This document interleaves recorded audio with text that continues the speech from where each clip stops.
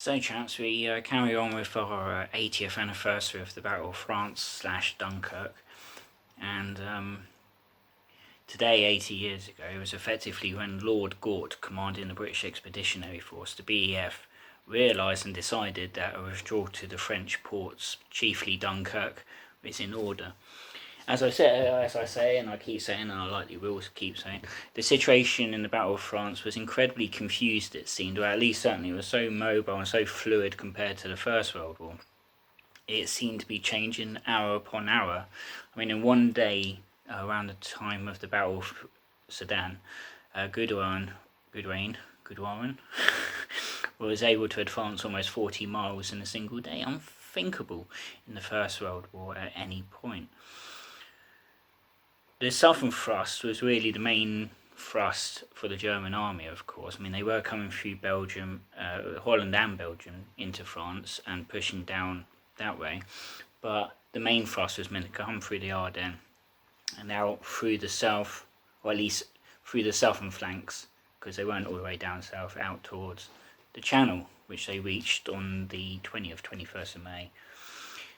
We tend to overlook the fact that there was Calais before Dunkirk as far as operations, and Calais was a mess compared to Dunkirk in some respects. Troops were being offloaded, their material didn't have time to be offloaded before the ships pulled out for some reason. The help never came in the end. They were told to surrender, they didn't hold on, they held out, they surrendered, and all sorts of... It was a mess. Brigadier Claude Nicholson, who finally has made it onto film in Darkest Hour, was commanding largely untrained, inexperienced troops, or that is to say, not necessarily untrained, but these chaps were not battle ready. And that is the marked contrast between the British Army and the German Army in some respects.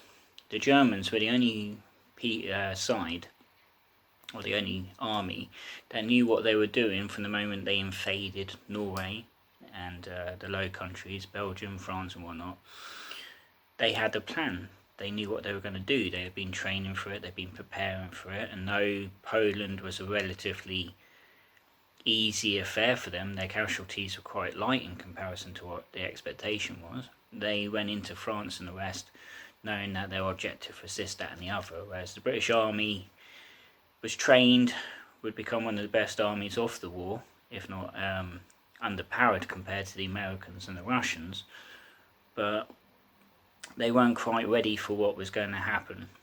And certainly that was true of the Belgian, Dutch and French armies.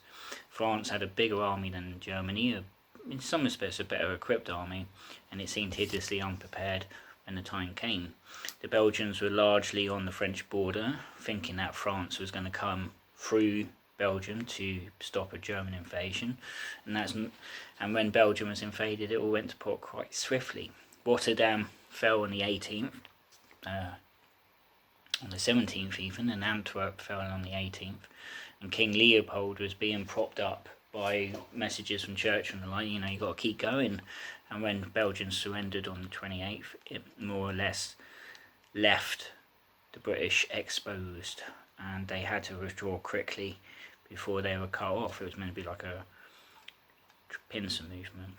So gradually the focus becomes towards the Channel ports. It seems that at some point from the 18th, if not before, the 19th and if not before, the armies were not necessarily retreating, but they were constantly withdrawing to try, thinking they could sort of stop the Germans at some other point, like at Arras in a couple of days' time.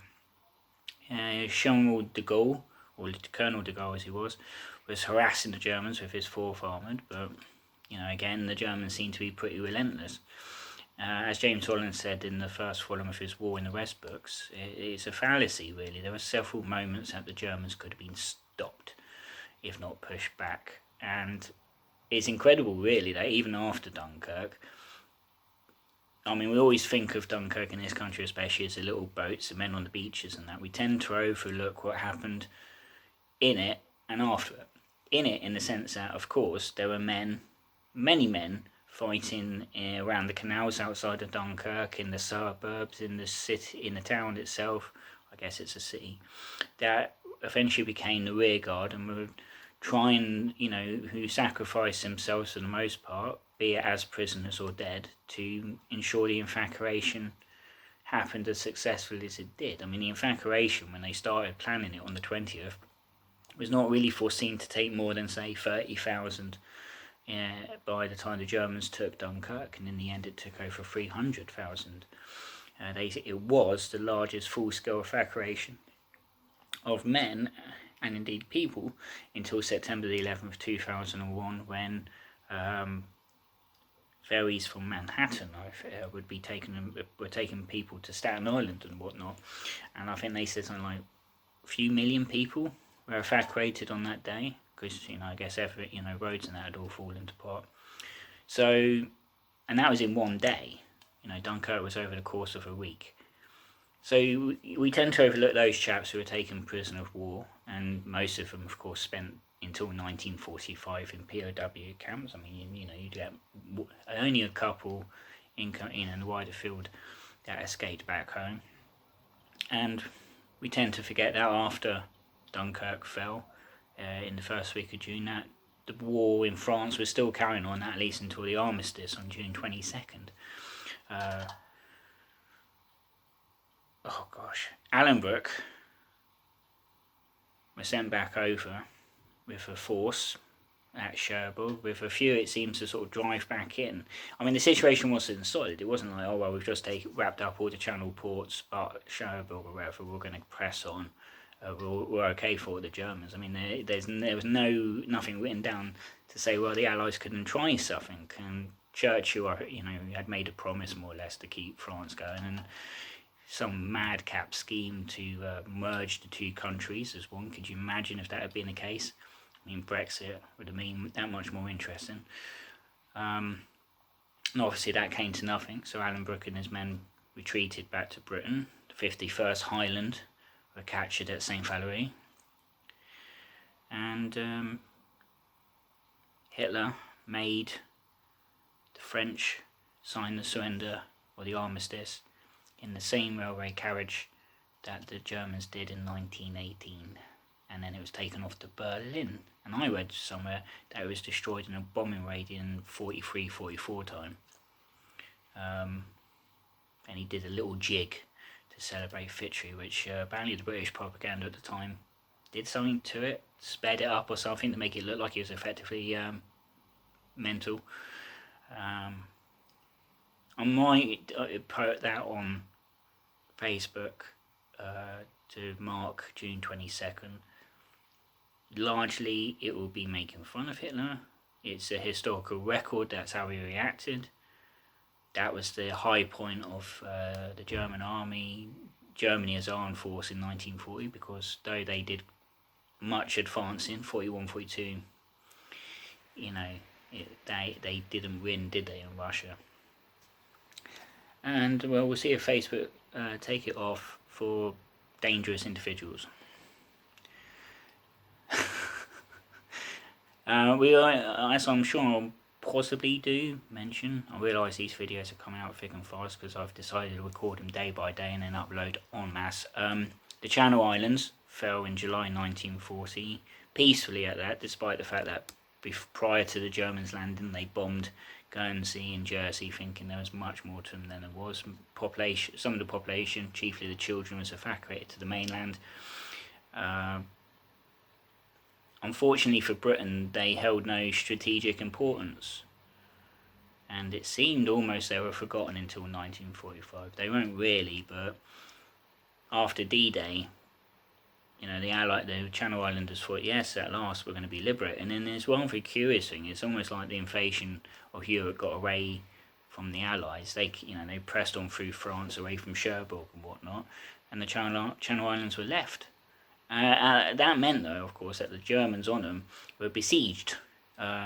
They no longer could hop over to France for holidays or whatever. They could no longer get material in from France and food and the rest. And unfortunately, the winter of 44-45 was a particularly savage one, and the Channel Islands were effectively gripped by famine. And the Red Cross, thankfully, came to their help eventually, and the liberation happened a couple of days after VE Day. So there's a lot in 1940 that happens. We were involved. Britain was involved in Africa, of course. The Blitz started, and it wasn't just London, of course. And I don't know we'll see what happens next year if we make it to 2021, because you got things like the end of the Blitz, the hunt for the Bismarck, the invasion of Russia, Pearl Harbor, the loss of the Repulse, and Prince of Wales. So if people want it, we'll do it. If I'm still here, by then maybe I'll have a much more professional setup than recording off my phone and using Windows Movie Maker. I think it's called Windows Movie Maker. Movie Maker 10, sorry.